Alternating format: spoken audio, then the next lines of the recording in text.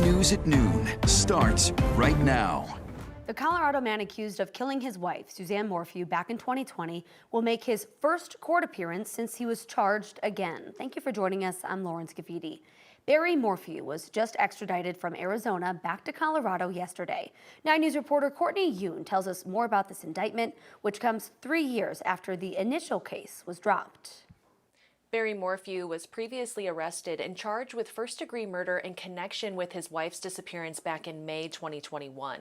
Then, just days before he was set to stand trial in April 2022, all charges were dropped when a judge granted a motion filed by prosecutors asking to dismiss the case. Morphw has already been extradited to Colorado from Arizona, according to the 12th Judicial District Attorney's Office. Right now, he's in custody at the Alamosa County Jail. His wife, 49-year-old Suzanne Morphw, was reported missing on Mother's Day back in May 2020. She lived in Maysville, west of Salida, with her husband and 2 daughters. At the time when she disappeared, the Chaffee County Sheriff's Office said she went for a bike ride but never came home. Her remains were found in a shallow grave in September 2023. The autopsy report said sedatives and tranquilizers were found in her bones. Her death was ruled a homicide. The grand jury indictment against Morphw, charging him with first-degree murder of his wife, says he was the only private citizen in that area of the state who had access to the combination of drugs found in Suzanne's system. Barry Morphw maintains his innocence in this case, according to his attorney, David Beller. His first hearing is set for 1:30 this afternoon in Alamosa County. In the newsroom, Courtney Yoon, 9 News. A man accused of killing his Denver jail cellmate yesterday may be connected to the fatal stabbings of 2 people in Aurora this weekend. That's according to sources close to the investigation. Police arrested Rick Roybal-Smith for DUI Sunday night and say he strangled his cellmate yesterday. The 2 people killed were stabbed early Sunday morning on different areas of Colfax, several hours apart. Investigators say Roybal-Smith is a person of interest. A plea deal has been reached for Brian Kohberger, the man accused of killing 4 University of Idaho students. It was unexpected, but victims' family members say it was made to avoid the death penalty. The deal would send him to prison for life, but now some of the family members are saying the deal angers them and feel Kohberger will only face life in prison and not their idea of justice, which is the death penalty. He faced an uphill battle in the trial anyways. Investigators say DNA on the knife sheath left at the scene after murders matched his, and cell phone records and surveillance video placed him at the scene that night in November 2022. The judge also stopped the defense's attempt to introduce other suspects into the trial. Now, the judge still needs to accept the plea deal. If that does not happen, the trial is slated to start at the beginning of August. We should have a relatively calmer, warmer day today, but there are some chances for some isolated storms. Joining me now is Keely Chalmers with our 9 News Weather Impact team. And before we see those storms, at least it's looking like a pretty nice day out there. Blue skies, just a little bit of cloud cover. Love to see the contrast there with the nice green leaves. Let's check in with Keely for a look at who might see those isolated storms today.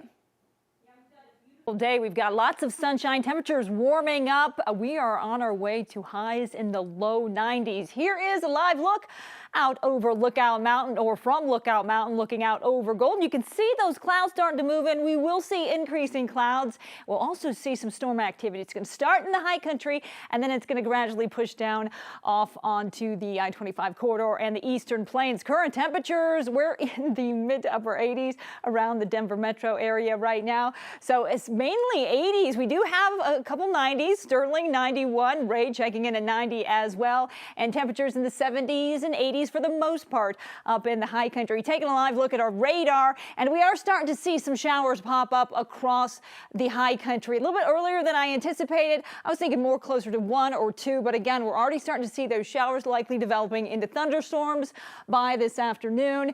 And again, here's your hour-by-hour forecast, reaching a high likely in the metro area, about 92. We're talking 91 out at DIA, and then cooling off into the 80s by 5 o'clock, and those clouds will increase. Can't rule out a thunderstorm here in the metro area as well, but the stronger storms, we do have a higher risk for severe weather up across the far northeastern plains. Warmer today, again, temperatures back in the 90s, and your 4th of July holiday, it's looking a bit drier than we initially thought. We'll talk more about that coming up in your complete forecast in just a bit.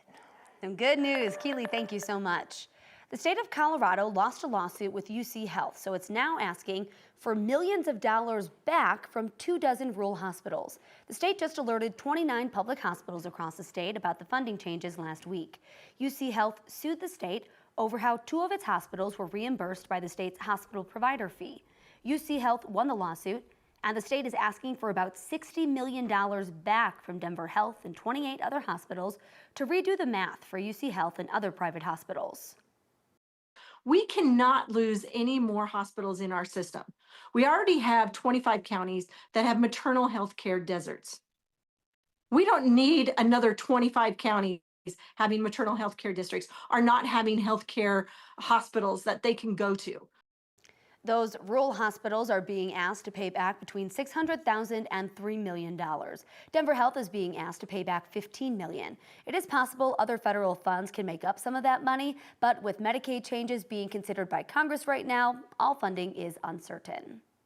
New laws are taking effect in Colorado today, and one of those involves concealed carry licenses. If you're applying for one for the first time, you'll have to take a class with at least 8 hours of instruction time, including a live fire exercise and a written exam. The new law also requires proof of competency with a gun when renewing a permit. That can be done several ways, such as a class, having current military service, or taking part in a shooting competition.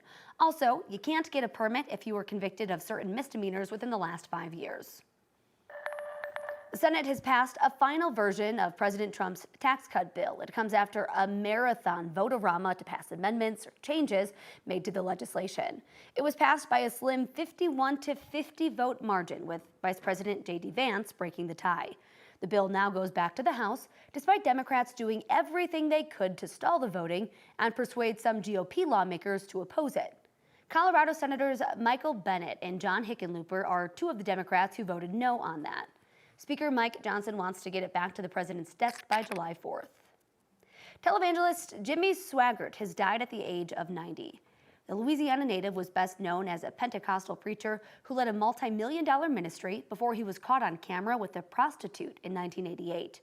He was one of several TV preachers brought down by sex scandals in the 80s and 90s. He apologized in a televised sermon, telling his audience, quote, "I have sinned against you." He continued preaching after, but with a smaller audience.